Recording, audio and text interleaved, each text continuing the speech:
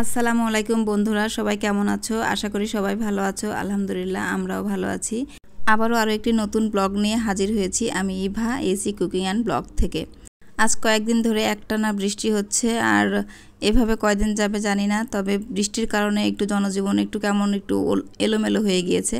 আর বৃষ্টির দিন আসলে আমার বাসায় খিচুড়ি হতেই হবে, তো এমনটাই অর্ডার থাকে সব সময়। আর খিচুড়ি করার জন্য আমি এখানে সকালবেলা আগে বেগুনটা ভাজি করে নিচ্ছি, কারণ খিচুড়ির সঙ্গে তো বেগুন ভাজি, ডিম ভাজি কি মাছ ভাজি এগুলো না হলে তো হবে না।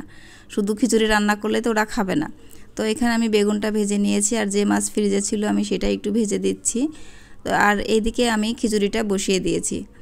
আর সকাল সকাল ঘুম থেকে উঠে আমি সকালের নাস্তা আজকে এটাই করতেছি, কারণ বৃষ্টির কারণে ঘুম থেকে ওঠাও একটু দেরি হয়ে গেছে, যার কারণে যেটা শর্টকাট মনে হয়েছে আমি সেটাই করে নিচ্ছি। তো এখানে আমার বেগুন ভাজিটা হয়ে গিয়েছে, আর আমি বেগুন ভাজিটা হওয়ার পরে আমি মাছটা ভেজে নিয়েছি আর কি। রাইস কুকারে খিচুড়িটা বসিয়ে দিয়ে কিন্তু এদিকে অন্যদিকে মাছ ভাজি কিংবা বেগুন ভাজি করতে বেশি একটা সময় লাগে না, আমার খুব দ্রুতই হয়ে গিয়েছে। আর তারপরে মাছ ভাজি হওয়ার পর আমার ছেলেটা দেখুন মাছ নিয়ে একাই খাওয়া শুরু করেছে। আগে একটু গরম ছিল তখন খেতে পারছিল না, যে একটু ঠান্ডা হয়েছে তখনই টেবিলের উপর উঠে বসে পড়েছে। আর এখানে আমি এই যে মাছ ভাজি, বেগুন ভাজি এবং একটু শুকনা মরিচ দিয়ে পেঁয়াজ দিয়ে একটু ভর্তা বানিয়েছি, সেটা দিয়ে খিচুড়ি দিয়ে আমার বড় ছেলেকে খেতে দিচ্ছি। তো ওরা তো টেবিলে খাবে না, জানালা দিয়ে বৃষ্টি দেখতেছে আর এইভাবে খাচ্ছে। তবে ওদের সাথে আমারও একটু অভ্যাস হয়ে গেছে, কারণ যখনই আমি একা থাকি তখনই আমি খাবারটা নিয়ে জানালার পাশে বসে এইভাবে খেয়ে থাকি। তো দুপুরে খাওয়া দাওয়া শেষ করে একটু বৃষ্টিটা কমেছিল, তখন ওরা নামাজ পড়তে যাবে। তো আমার ছেলেরা এদিকে রেডি হচ্ছে, সবাই রেডি হয়ে বের হলে আমি দুপুরে যে রান্নাটা কি খাবারটা সেটা আমি রেডি করে নিব। আর দুপুরবেলা বেশ একটু রোদটাও বের হয়েছে, আবার মানে বৃষ্টিটাও একটু কম। তো ওরা বের হয়ে যাচ্ছে, আমি নিচে পর্যন্ত আসছি আগায় দেওয়ার জন্য। আর জায়গায় জায়গায় একটু মানে কাদা ছিল, পানি ছিল, যার কারণে ছোটো ছেলেটাকে একটু আগায় দিয়ে আসলাম। তো ওরা নামাজ পড়ে আসলে তারপরে দুপুরের খাবারটা খাবে। আর এদিকে আমি আজকে তেমন কিছুই রান্না করি না, আমার ফ্রিজে বিরিয়ানি রান্না ছিল আগে থেকেই। এটা মাঝে মধ্যে আমি যখন করি তখন একটু বেশি করেই করি, আর সেগুলোই আমি একটু বের করে রাখছিলাম, সেটাই আমি গরম করে নিয়েছি। আর এর সঙ্গে শসা পেঁয়াজ কেটেছি, তো সেটা দিয়ে আমাদের দুপুরের খাবারটা আসলে হয়ে গিয়েছে। আর যেটুকু পরিমাণ ছিল সেটা দিয়ে আমাদের চারজনার হয়ে গিয়েছে আর কি। তো আজকের দিনটা মোটামুটি পুরোটাই ফাঁকির মধ্যে দিয়ে চলে যাচ্ছে, অল্প অল্প করে শর্টকাট কিভাবে করা যায় সেটাই চিন্তা করতেছিলাম। আসলে বৃষ্টির দিনে তেমন কিছুই ভালো লাগে না করতে, মানে কোনো কাজ করতে গেলে খুব অলস লাগে। তো এই তো ওরা নামাজ পড়ে আসার পরে ওদেরকে খেতে দিয়েছি, ওরা খেয়ে নিচ্ছে। আমার ছোটো ছেলেটা এখন একাই হাত দিয়ে ভাত খায়, মাশাআল্লাহ। আমি একটু বেঁচে গেছি, আমার কষ্টটা একটু কম হয়।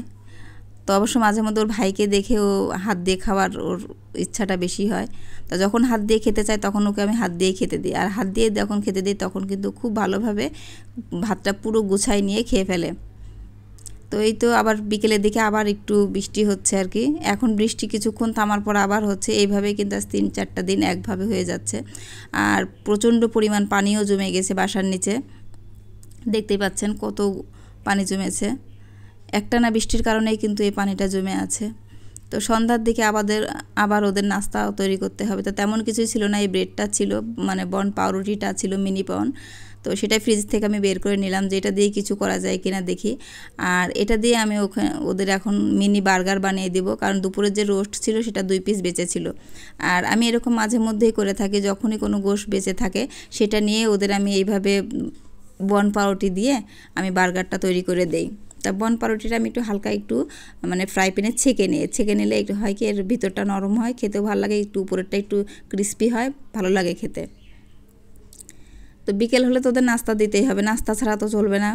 বিকেল সন্ধ্যা হওয়ার সঙ্গে সঙ্গে বলবে খেতে দাও, কি খাবো খেতে দাও। ও তখন আমার সমস্যা হয়ে যায়, যার কারণে কিছু কিছু জিনিস আমি আগে থেকেই এনে রাখি।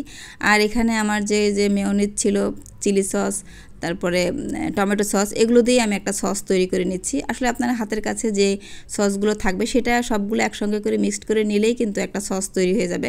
আবার শুধু কিন্তু মেয়োনিজ দিয়েও কিন্তু বার্গারটা বানানো যায়।